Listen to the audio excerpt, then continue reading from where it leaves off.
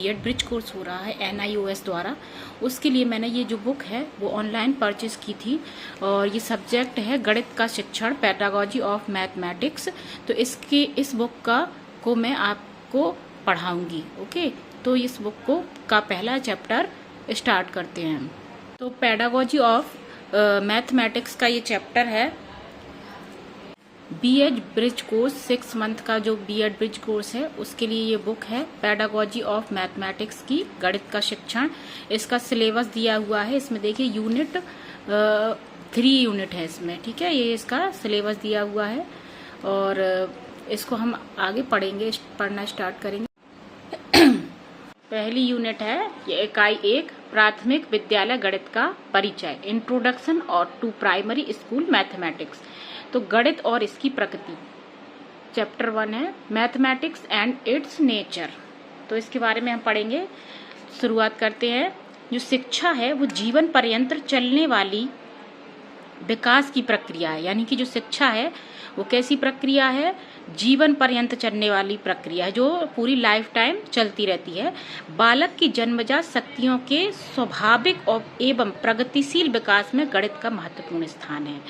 कहने का मतलब है कि जो बालक की जो जन्म से जो शक्तियां होती हैं ना, उसके पास जो नेचुरली उसके पास शक्तियां होती हैं, तो वो उसके स्वाभाविक और प्रगतिशील विकास में गणित का महत्वपूर्ण स्थान है, यानी कि गणित बहुत इंपॉर्टेंट है उसके विकास में। आज के युग में शिक्षा क्षेत्र में बालक निष्क्रिय श्रोता मात्र ही नहीं समझा जाता। जो आज का युग है, आज के युग में जो शिक्षा क्षेत्र है उसमें बालक जो है वो निष्क्रिय श्रोता, यानी कि जो कोई इनएक्टिव टाइप का है, जो किसी प्रकार से एक्टिव नहीं है, निष्क्रिय बन के श्रोता बन के ही उसको नहीं समझा जाता है, बल्कि तर्क वितर्क की प्रक्रिया में भी भागीदार होता है। बस कहने का मतलब है कि भाई ये नहीं है कि बस सुन बस रहा है कि निष्क्रिय श्रोता की तरह सुन रहा है, बल्कि वह उसमें बीच में तर्क वितर्क भी करता है लगातार।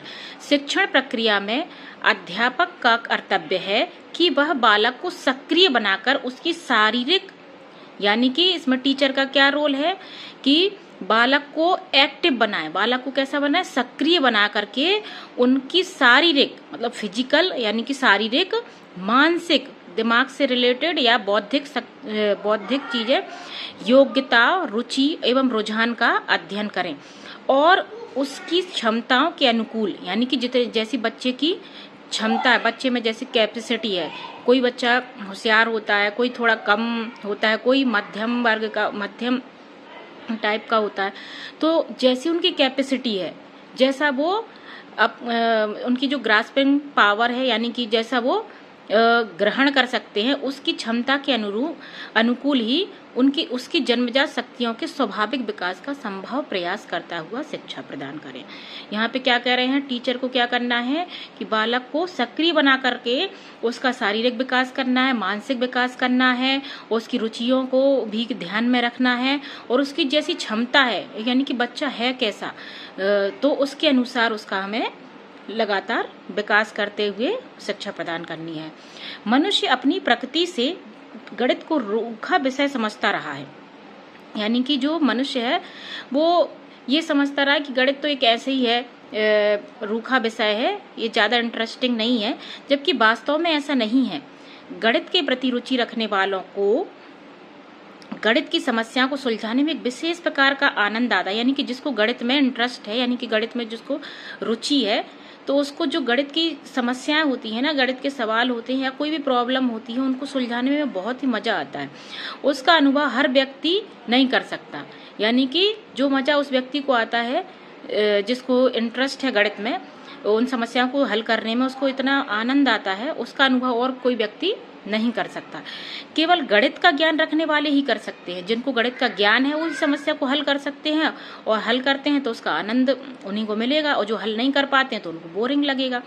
अतः गणित अध्यापकों से नम्र निवेदन के साथ यह परामर्श देना चाहूंगी कि गणित विषय को इतना रोचक बनाएं, यानी कि गणित विषय को हमें इतना इंटरेस्टिंग बनाना है कि इतना इंटरेस्टिंग बनाना कि साधारण बुद्धि वाले, जिनकी नॉर्मल बुद्धि भी है ना, वो भी इस विषय की ओर आकर्षित हो सके, अट्रैक्ट हो सके। तो हमें इतना उसको गणित को इतना रोचक बना देना है, इंटरेस्टिंग बना देना है कि जिसके पास मतलब जिसका दिमाग कम भी चलता है ना, जिसके पास साधारण बुद्धि है, जो बहुत ज्यादा इंटेलिजेंट नहीं है, वो भी इस विषय की ओर आकर्षित हो सके। यह गणितीय अध्यापकों को एक चुनौती है कि वे गणित विषय को इतना रोचक बना सकें। और ये क्या है, जो गणित के अध्यापक है उनके लिए एक चैलेंज है, यानी कि चुनौती है। जीवन का कोई पहलू गणित विषय के प्रयोग के बिना अछूता नहीं है। जीवन में ऐसा कोई भी एस्पेक्ट नहीं है, कोई भी पहलू नहीं है जहां पर गणित विषय का प्रयोग ना होता हो। आपके दैनिक जीवन में हर जगह गणित का प्रयोग है, तो ऐसा कोई भी पहलू हमारे जीवन में का नहीं रह जाता है जो इसके प्रयोग के बिना अछूता है। इतना महत्वपूर्ण विषय होने के नाते इसको रुचिपूर्ण बनाना आवश्यक है। अब ये इतना इंटरेस्टिंग है, इतना इम्पोर्टेंट है कि हमारे जीवन का हिस्सा है, हर पहलू इससे अछूता नहीं है। तो इसके लिए हमें इसको बहुत ही इंटरेस्टिंग बनाना पड़ेगा, तभी हम इसको अच्छे से गणित के माध्यम से समस्याओं को हल कर सकते हैं। इससे वैज्ञानिक युग में नई पीढ़ी गणित के द्वारा विज्ञान को सहयोग प्रदान कर सकेगी। इससे क्या होगा, हम गणित को रोचक बना देंगे, इंटरेस्टिंग बना देंगे, तो सभी को गणित समझ में आएगी, सभी इंटरेस्ट लेंगे, सभी रुचि लेंगे गणित में। तो ये क्या होगा, जो वैज्ञानिक युग में जो नई पीढ़ी है वो गणित के द्वारा विज्ञान को सहायता या सहयोग प्रदान कर सकेगी। अब गणित क्या है, व्हाट इज मैथमेटिक्स, गणित क्या है इसके बारे में हम पढ़ेंगे। गणित मनुष्य जीवन का गणनात्मक पक्ष है। कैसा पक्ष है, मनुष्य जीवन का गणनात्मक पक्ष है, जिसमें जीवन से संबंधित वस्तुओं के बारे में गणना की जाती है, यानी कैलकुलेशन की जाती है। कैलकुलेशन से रिलेटेड ये एस्पेक्ट है। प्रारंभ में गणित को ही केवल ज्ञान माना जाता था। पहले क्या समझते थे कि गणित ही ज्ञान है। पाइथागोरस के समय में साहित्य और भाषण कला के ज्ञान के अतिरिक्त इसे शेष ज्ञान माना जाता था। तो इसको क्या करते थे, पाइथागोरस के समय में क्या था कि साहित्य और भाषण कला के ज्ञान के अतिरिक्त इसको शेष ज्ञान मानते थे, इसलिए इसे सभी विषयों का जनक भी माना गया है। क्या मानते हैं इसको, सभी विषयों का जनक। गणित को सभी विषयों का जनक भी कहा गया है। Mathematics is the father of all subject, याद रखना है। मैथमेटिक्स कैसा है, सभी विषयों का जनक है, यानी कि mathematics is the father of all subject. इतना ही नहीं बल्कि गणित अंकों का एक खेल है। गणित क्या है, अंकों का खेल है, जिसमें कुछ नियमों का पालन करना पड़ता है। इसमें कुछ मतलब खेल होते हैं, हर खेल होता है, खेल में नियम होते हैं, तो इनमें क्या करना पड़ता है, नियमों का पालन करना पड़ता है। ये नियम गणित के प्रारंभिक नियम, योग घटाना कहे जाते हैं। ठीक है, अन्य नियम इन्हीं के विकसित रूप है। जो और दूसरे नियम है ना, वो इन्हीं के विकसित रूप हैं। बोल रहे हैं, इंग्लिश में लिखा हुआ है, mathematics is the game of number. मतलब जो मैथमेटिक्स है, गणित है, वो नंबर का या संख्या का खेल है।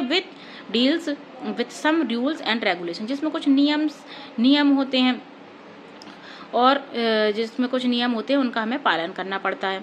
These rules are addition and subtraction, और ये रूल्स कौन से हो सकते हैं, जोड़ना घटाना। Other rules have been developed through these fundamental rules, और जो दूसरे नियम हैं वो भी इन्हीं रूल्स से, इन्हीं जो बेसिक रूल है या फंडामेंटल रूल, इन्हीं से विकसित हुए हैं।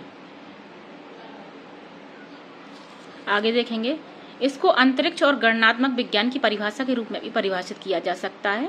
यह विज्ञान की सुसंगठित क्रमबद्ध व शुद्ध शाखा है।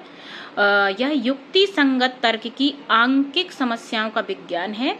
यह अंतरिक्ष में व्याप्त समस्याओं तथा गणनात्मक तथ्यों तथा संबंधों का व्यवहारिक पक्ष है। लिंडसे ने कहा है, गणित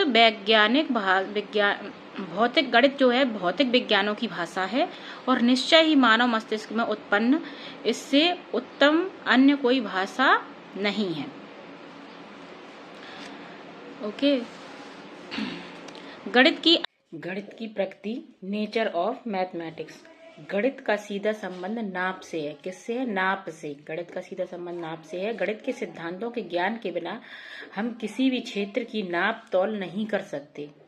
मतलब नाप तौल करना है, इसके लिए हमें गणित की आवश्यकता पड़ती है। अनेक अध्यापक तथा गणित प्रेमी इसकी प्रकृति को बिना समझे इसकी प्रशंसा किया करते हैं। एक साइंटिस्ट है बर्ट्रैंड रसल है। उन्होंने क्या बोला है, यद्यपि गणित तर्कशास्त्र की एक शाखा नहीं है, मतलब ये गणित कोई तर्कशास्त्र की शाखा नहीं है, फिर भी यह तर्कपूर्ण भाषा है। फिर भी इसकी भाषा कैसी है? तर्कपूर्ण है। यानी कि वो कहना चाह रहे हैं बर्ट्रैंड रसल कि गणित तर्कशास्त्र की एक शाखा नहीं है, फिर भी यह तर्कपूर्ण भाषा है और इसलिए इसे सर्वमान्य बना दिया कि इसके तथ्य तर्क पर आधारित हैं। प्रत्येक गणित की शाखा स्वयं सिद्धियों एक्सियम्स से प्रारंभ होती है। स्वयं सिद्धियों के लिए किसी भी प्रमाण की आवश्यकता नहीं पड़ती है। स्वयं सिद्ध मतलब जो पहले से स्वयं सिद्ध है, इनको इंग्लिश में एक्सियम बोलते हैं। तो गणित की प्रत्येक गणित की जो शाखा है वो कैसे स्टार्ट होती है? स्वयं सिद्धि एक्सियम से प्रारंभ होती है। स्वयं सिद्धियों के लिए किसी भी प्रमाण की आवश्यकता नहीं है। तो यानी कि जो एक्सियम की परिभाषा है या स्वयं सिद्धि की परिभाषा क्या है? इसके लिए किसी प्रमाण की आवश्यकता नहीं पड़ती है। ये स्वयं सिद्धियां विभिन्न वस्तुओं के बीच काल्पनिक संबंध स्थापित करती हैं। जैसे कि A+B = B+A। तो ये एक एक्सियम है, इसके लिए किसी प्रमाण की आवश्यकता नहीं है। जैसे यहाँ पे 1+1+2 = 2+1 कर दे तो भी आंसर वही आएगा।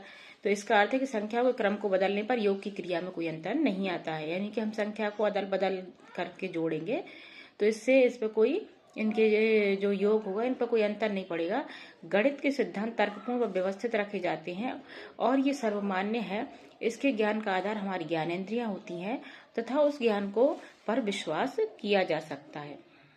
गणित का ज्ञान विश्व में समान रूप का होता है तथा उसका सत्यापन किसी भी समय और तथा स्थान पर किया जा सकता है। यानी कि पूरी दुनिया में हम कहीं पे भी देखें, गणित का जो नॉलेज या गणित का ज्ञान है वो एक जैसा रहता है और उसका यदि हम उसका सत्यापन करेंगे या वेरिफिकेशन करेंगे, कभी भी किसी भी टाइम पे कर लो या किसी भी जगह पे कर लो, किया उसका कर सकते हैं।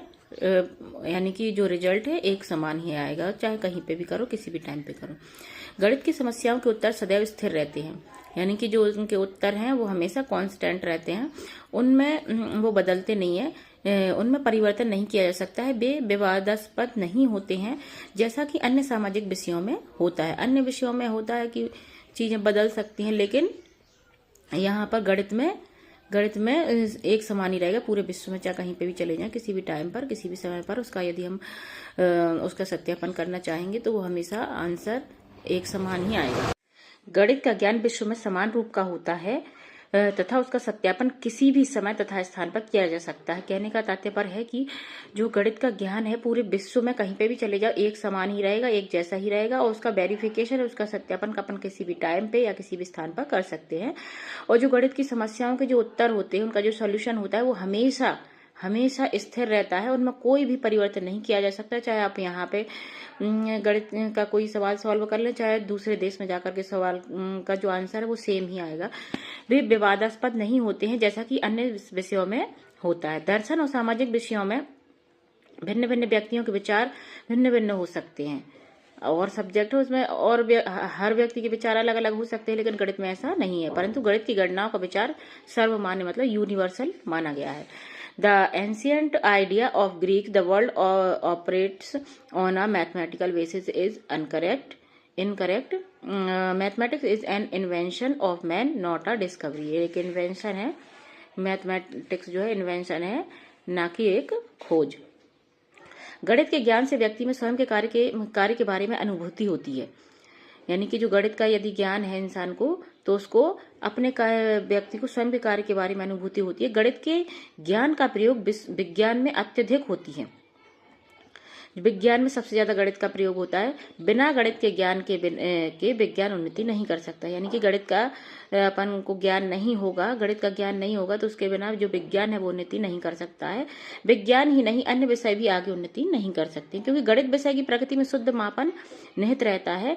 यह विषय अब इतना विस्तृत हो चुका है कि कुछ शाखाओं ने तो अपना प्रभुत्व अलग से स्थापित कर लिया है। मतलब इसकी कुछ शाखाएं हैं उन्होंने अलग से अपना प्रभुत्व स्थापित कर लिया है और अब वे स्वतंत्र विषय गिने जाने लगे हैं, जैसे सांख्यिकी आदि। अंत में यह कहना अतिशयोक्ति ना होगा कि गणित विषय अपने में पूर्ण वैध और विश्वसनीय है। इसकी वैधता, वैलिडिटी व विश्वसनीयता, रिलायबल पर कोई शंका नहीं की जा सकती है। इसके प्राप्त परिणाम निश्चित होने के कारण उन पर विश्वास करने में कोई शंका नहीं रहती है और व्यक्ति को ये आत्मनिर्भर बनाते हैं।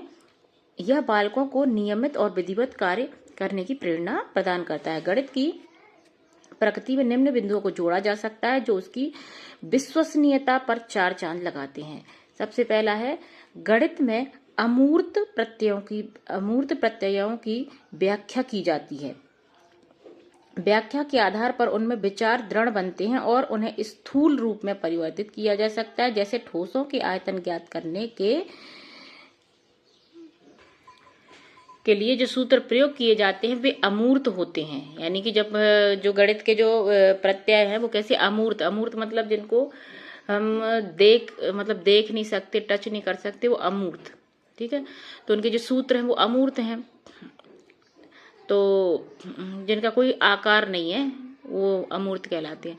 परंतु सूत्रों का प्रयोग करने पर जब व्यवहारिक दृष्टि से ठोसों के आयतन की गणना करते हैं तो वे स्थूल रूप में ही बदल जाते हैं। दूसरा है, गणित की अपनी भाषा होती है जिसके माध्यम से पद, प्रत्यय, चिन्ह, सूत्र और सिद्धांतों का प्रतिपादन किया जाता है। उन्हें संकेत, चित्र तथा लिपि के माध्यम से जाना जाता है। जैसे यदि वर्णात्मक वर्गीकरण क या वर्ग धन या ख या धन ग बराबर 0 लिखें तो हर गणितज्ञ इस सूत्र से विज्ञ होगा तथा इसकी भाषा संकेत सूत्र में प्रयुक्त चिन्हों से पूर्ण परिचित होगा। अगला है, गणित में सामान्य अनुमान या जनरलाइजेशन का क्षेत्र व्यापक है। उसमें आगमन या निगमन, इंडक्शन भी सम्मिलित होता है। वास्तव में बीजगणित अंक गणित का ही सामान्य अनुमानकरण है। जो गणित चौथा है, प्रत्येक ज्ञान गणित द्वारा स्पष्ट किया जा सकता है। इसके विभिन्न उत्तर होते हैं। तो प्रत्येक ज्ञान है वो गणित के द्वारा हम उसको स्पष्ट कर सकते हैं। उसके अलग अलग उत्तर होते हैं, उनमें किसी प्रकार का शक संदेह नहीं होता है। वातावरण में पाई जाने वाली वस्तुओं के आपस में संबंध या रिलेशनशिप तथा संख्यात्मक न्यूमेरिकल निष्कर्ष निकाले जाते हैं। चूंकि ये निष्कर्ष विशेष संख्या से संबंधित होते हैं इसलिए इन पर विश्वास किया जा सकता है।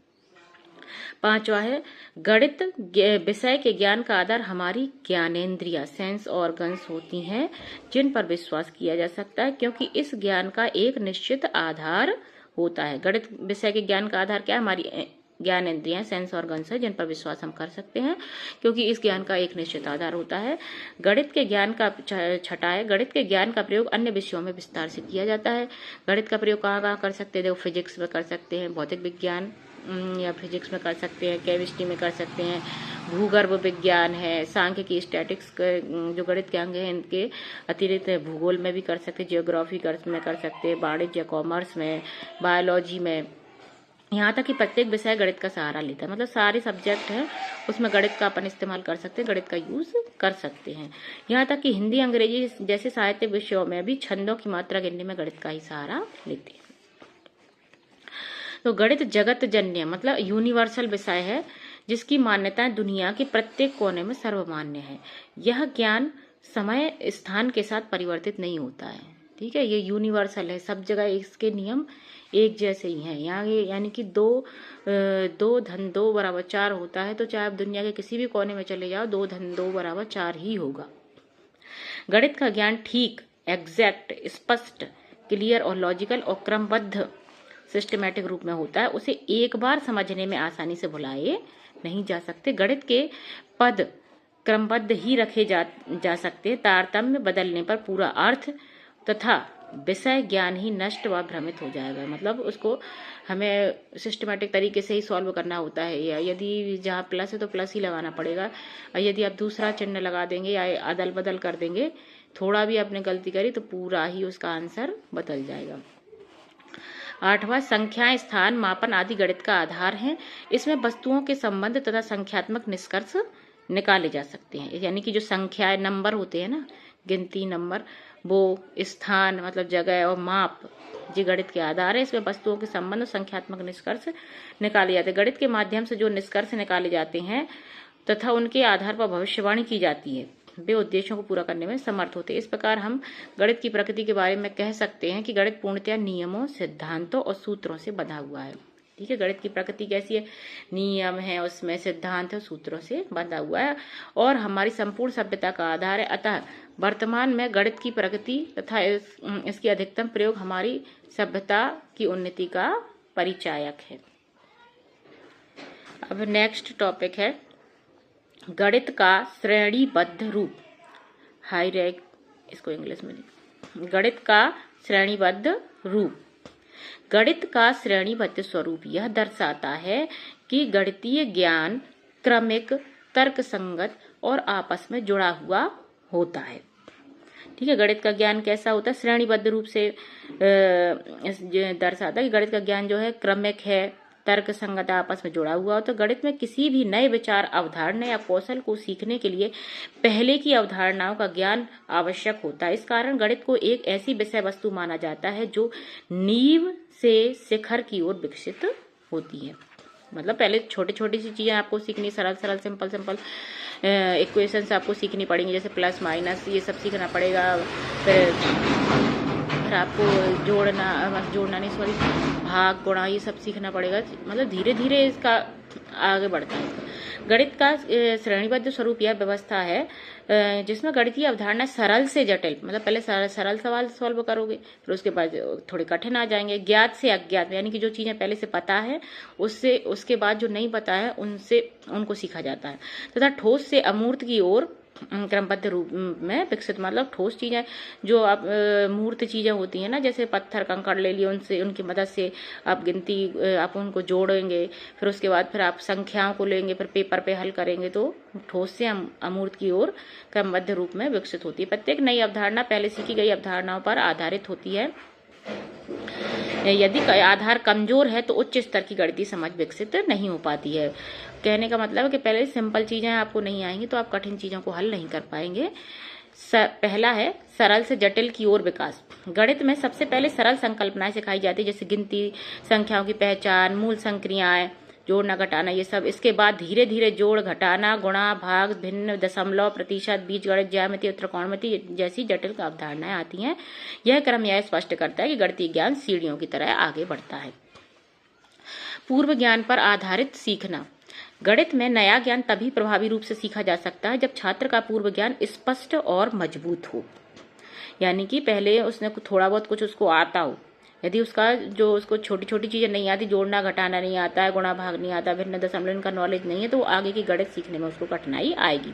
उदाहरण के लिए गुणा सीखने के लिए जोड़ की समझ आवश्यक है, भाग समझने के लिए गुणा का ज्ञान जरूरी है, बीजगणित समझने के लिए संख्या पद्धति और संक्रियाओं की जानकारी आवश्यक होती है। इस प्रकार प्रत्येक स्तर पिछले स्तर पर आधारित होता है। तर्क संगत और क्रमबद्ध संरचना। गणित का श्रेणीबद्ध स्वरूप तर्क और क्रम पर आधारित होता है। गणितीय नियम, सूत्र और प्रमेय एक निश्चित क्रम में विकसित होते हैं। किसी प्रमेय को समझने के लिए उससे जुड़े परिभाषा और उप प्रमेयों का ज्ञान आवश्यक होता है। इससे गणित एक व्यवस्थित और वैज्ञानिक विषय बनता है।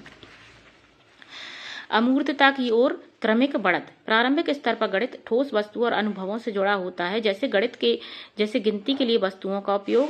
आगे चलकर गणित अमूर्त रूप ले लेता है, जैसे एक्स वाई समीकरण, फलन आदि। यह अमूर्तता भी श्रेणीबद्ध रूप में ही आती है, जिससे छात्रों की सोच धीरे धीरे विकसित होती है। पाठ्यक्रम में श्रेणीबद्धता। विद्यालय गणित के पाठ्यक्रम में गणित का श्रेणीबद्ध स्वरूप स्पष्ट रूप से दिखाई देता है। कक्षा दर कक्षा विषय वस्तु की कठिनाई बढ़ती जाती है और प्रत्येक कक्षा की गणितीय सामग्री अगली कक्षा के लिए आधार तैयार करती है। इसी कारण पाठ्यक्रम निर्माण में श्रेणीबद्धता का विशेष महत्व दिया जाता है। शिक्षण अधिगम में महत्व।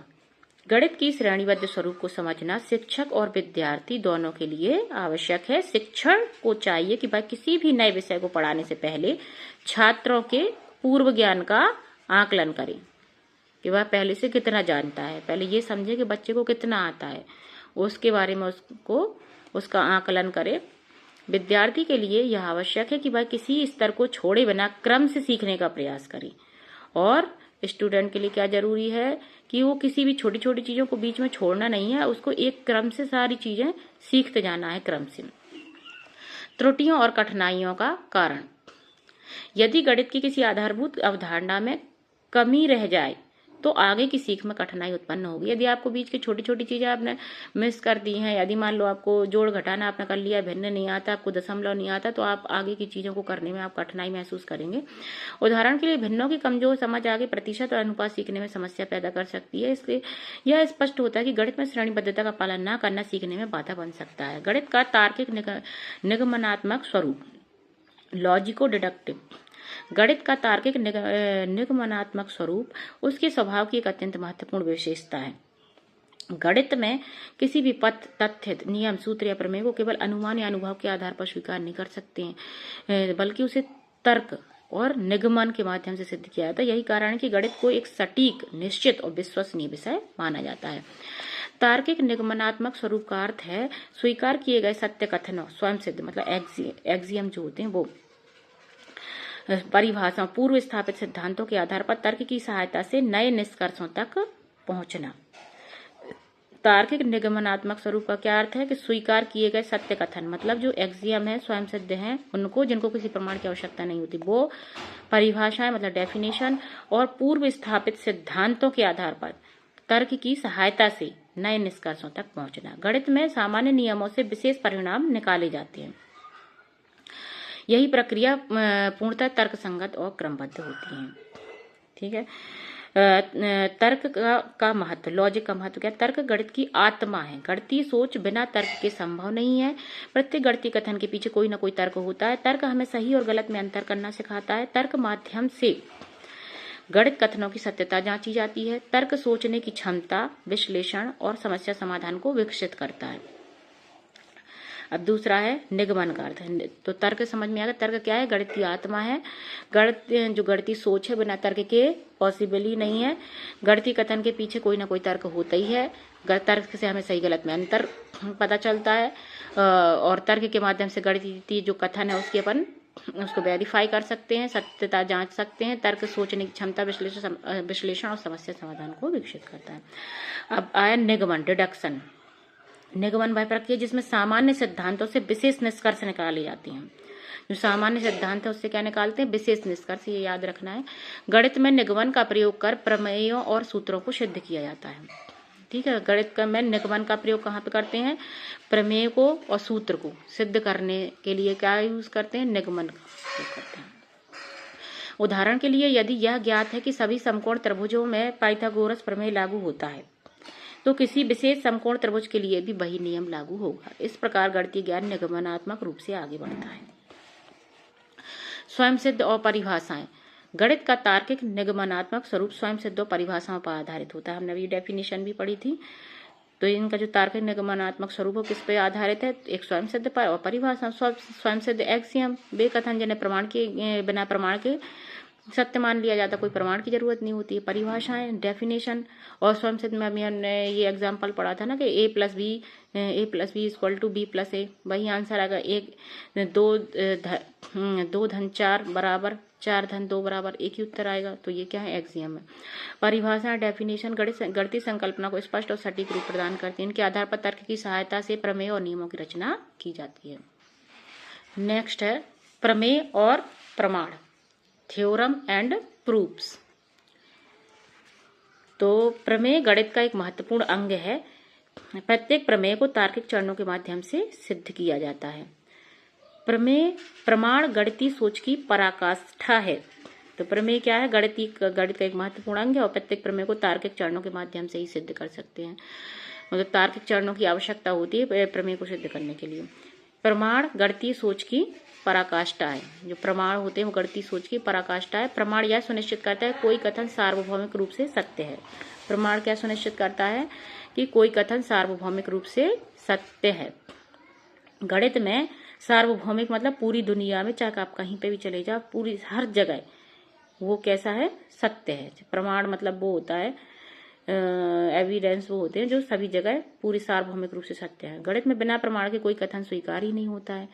मतलब जब तक वो प्रमाणित नहीं है, बिना कोई प्रमाण नहीं है, तो वो उसको हम स्वीकार नहीं कर सकते। यही विशेषता गणित को अन्य विषयों से अलग बनाती है। निश्चितता और सार्वभौमिकता।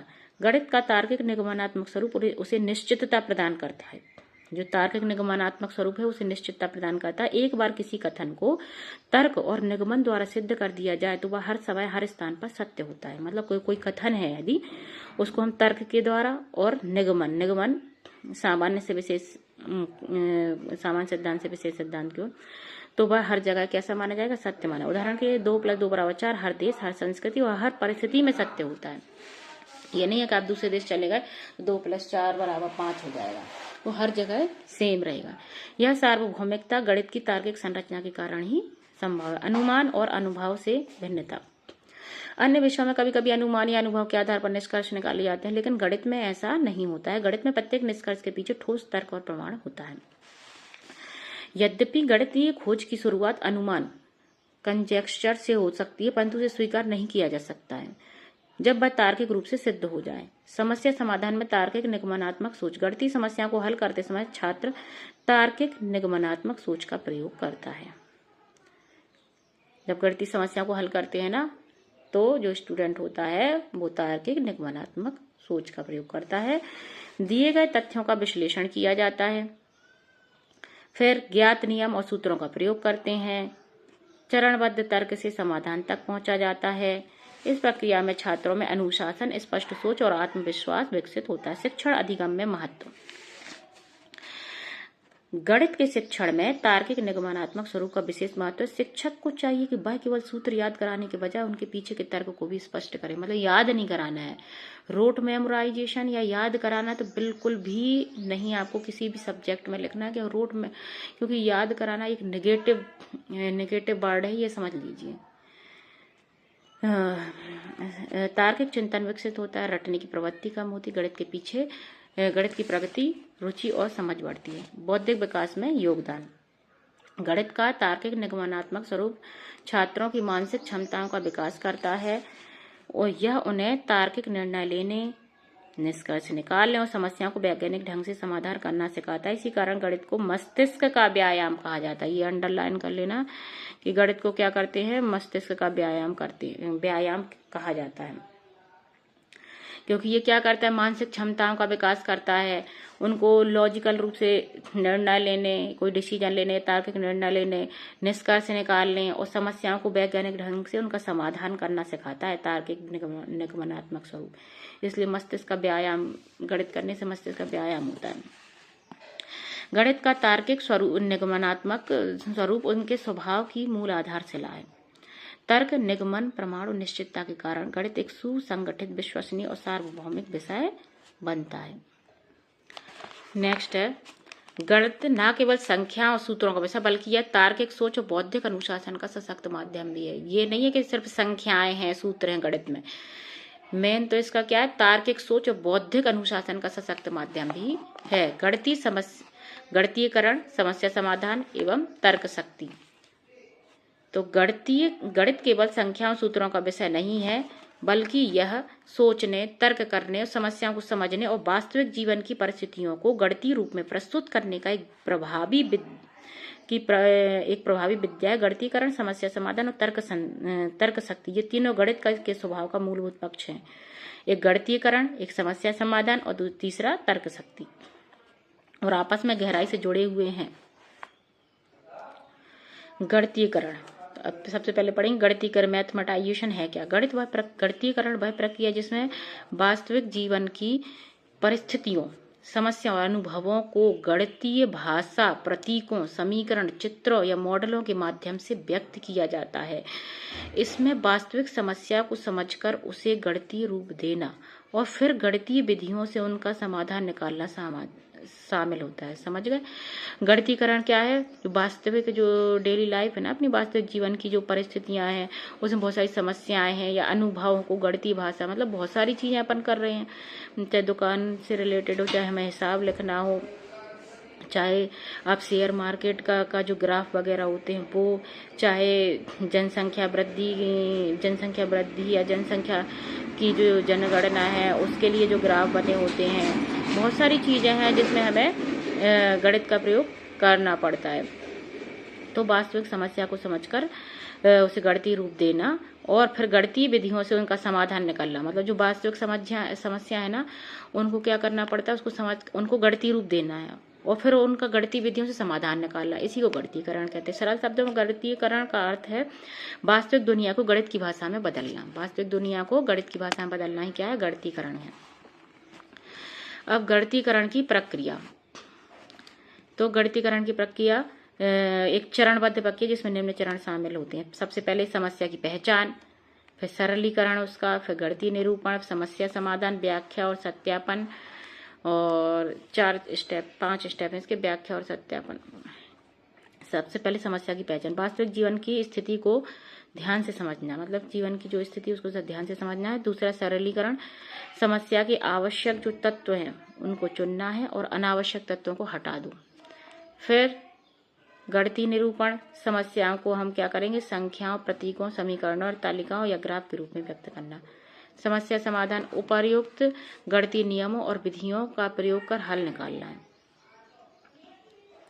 मतलब नियमों और विधियों की मदद से उनका हल निकालना समस्या समाधान होगा। गणितीय निरूपण वो हो गया कि आपको संख्या, प्रतीक, गणितीय तालिका या ग्राफ के रूप में उसको व्यक्त करना है, ठीक है। और व्याख्या और सत्यापन, प्राप्त उत्तर को वास्तविक स्थिति के संदर्भ में समझना, उसकी उपयुक्तता जांचना है, ठीक है। अब गणितीकरण का महत्व, गणितीकरण से छात्र यह समझ पाते हैं कि गणित केवल पाठ्यपुस्तक तक सीमित नहीं है बल्कि दैनिक जीवन से जुड़ा हुआ है, ठीक है। गणितीकरण से हमें ये छात्रों को ये पता चल जाता है कि सिर्फ किताबों में गणित नहीं पढ़नी है हमको, जो हमारी जो दैनिक जीवन है उसमें भी गणित है। यह गणित को अर्थपूर्ण और उपयोगी बनाता है, ठीक है, जिसका कोई अर्थ निकले, ये नहीं कि किताबों तक ही सीमित है, किताबों में पढ़ लिया उसका कोई उपयोग नहीं है। छात्रों में तार्किक सोच और विश्लेषणात्मक क्षमता विकसित करता है। गणित को जीवन से जोड़कर भय और रुचिहीनता को कम करता है। कोई भी सब्जेक्ट है आप उसको यदि जीवन से जोड़कर पढ़ेंगे या जो आपके जीवन से जुड़ी हुई चीजें हैं वो आपको आसानी से समझ में आ जाएंगी और आपके डर को और आपको जो इंटरेस्ट नहीं रहता ना वो उसको भी खत्म करेंगे। नेक्स्ट टॉपिक है समस्या समाधान, प्रॉब्लम सॉल्विंग।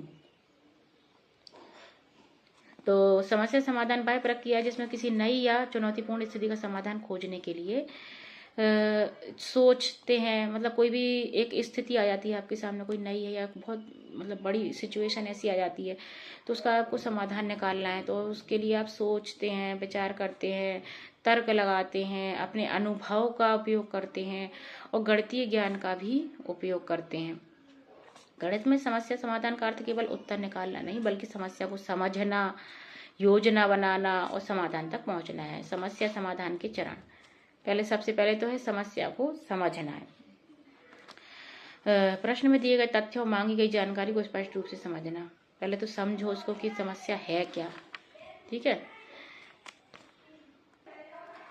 फिर योजना, यह तय कर योजना बनाना है, ठीक है। पहले तो समस्या को समझो फिर योजना बनाएंगे, प्लान करेंगे। यह तय करना है कि समस्या को हल करने के लिए कौन सी विधि, सूत्र या रणनीति अपनाई जाएगी। अब आप इसको योजना बना लेंगे कि आप कैसे हल करें उसको, कौन सी विधि लगा दें, कौन सा सूत्र लगा दें या कौन सी इसके लिए स्ट्रेटजी लगाएं या रणनीति अपनाई जाएगी, ये अपन डिसाइड करेंगे। योजना को लागू करना, चुनी गई रणनीति के अनुसार गणना या तर्क करना, ठीक है। चुनी गई रणनीति के अनुसार हम क्या करेंगे, गणना करेंगे या तर्क करेंगे। फिर समाधान की जांच, उत्तर की सत्यता और तर्क संगतता की जांच करना। समस्या समाधान का शैक्षिक महत्व, यह छात्रों में स्वतंत्र सोच को बढ़ावा देता है, छात्रों को रटने की बजाय समझकर सीखने के लिए प्रेरित करता है। समस्या समाधान का शैक्षिक महत्व क्या है, एक तो स्वतंत्र सोच उसको बढ़ावा देगा, रटने की प्रवृत्ति को कम करेगा, समझने की प्रवृत्ति को बढ़ाएगा, जटिल परिस्थितियों में निर्णय, यदि कठिन परिस्थितियां जीवन में आ जाए तो हम कैसे उसको हैंडल करें, कैसे निर्णय लेने की क्षमता ये डेवलप होगी उसमें।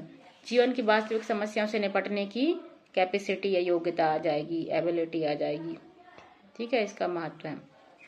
अब अगला आ गया तर्क शक्ति। तर्क शक्ति वह मानसिक प्रक्रिया जिसके द्वारा व्यक्ति तथ्यों, नियमों और अनुभवों के आधार पर, कोई मतलब फैक्ट है, नियम है और उसके जो अनुभव है उसके आधार पर निष्कर्ष निकाल लेता है। गणित का स्वभाव तर्क प्रधान होता है क्योंकि यह कथन, नियम और प्रमेय तर्क पर आधारित होता है। गणित में तर्क शक्ति के प्रकार हैं, आगमनात्मक तर्क, इंडक्टिव रीजनिंग, दूसरा है निगमनात्मक तर्क, डिडक्टिव रीजनिंग। तो आगमनात्मक तर्क है, इसमें विशेष उदाहरण से सामान्य निष्कर्ष निकाला जाता है। और निगमनात्मक तर्क, इसमें सामान्य नियमों से विशेष निष्कर्ष निकाले जाते हैं। आगमनात्मक तर्क में इसमें विशेष उदाहरणों से सामान्य निष्कर्ष निकाले जाते हैं, जैसे कुछ संख्या को पैटर्न देकर सामान्य नियम बनाना। निगमनात्मक में इसमें सामान्य नियमों से विशेष निष्कर्ष निकाले जाते हैं, किसी सिद्ध प्रमेय के आधार पर विशेष प्रश्न का हल निकालना। गणित में तर्क शक्ति का महत्व, गणितीय कथनों की सिद्ध और प्रमाणित करने में सहायक करता है। ये छात्रों में वैज्ञानिक दृष्टिकोण का विकास करता है। भ्रम और अनुमान की जगह तर्क संगत सोच को बढ़ाता है। गणितीय सोच को स्पष्ट, सटीक और क्रमबद्ध बनाना। गणितीकरण, समस्या संबंध, तर्क शक्ति का पारस्परिक संबंध, ये तीनों इनका संबंध बताना है। गणितीकरण, समस्या संबंध और तर्क शक्ति का पारस्परिक संबंध बताना है। ये तीनों गणित के स्वभाव के अभिन्न अंग है। गणितीय समस्या को गणितीय रूप जो गणितीय समस्या को गणितीय रूप देता है। समस्या समाधान उस गणितीय रूप का हल खोज लेता है। और तर्क शक्ति समाधान को सही ठहराती, प्रमाणित करती है। अर्थात गणितीय बिना समस्या समाधान, गणित जो है बिना समस्या समाधान के अधूरा है, और समस्या समाधान बिना तर्क शक्ति के अधूरा है, कोई मतलब नहीं है उसका। शिक्षण अधिगम में भूमिका, गणित शिक्षण में इन तीनों पक्षों को शामिल करने से कक्षा कैसी हो जाती है, अधिक सक्रिय, सहभागितापूर्ण बनती है। पॉजिटिव पॉइंट है, ठीक है। इनको आप हर जगह इस्तेमाल करते हैं, हर सब्जेक्ट में इस्तेमाल करते हैं, तो इनको लर्न कर लेना। छात्र सोचने, प्रश्न करने और तर्क देने के लिए प्रेरित होते हैं। गणित का अध्ययन रुचिकर और जीवन उपयोगी बनता है। गणित का जो अध्ययन है वो कैसा बनता है, रुचिकर, जीवन उपयोगी बनता है।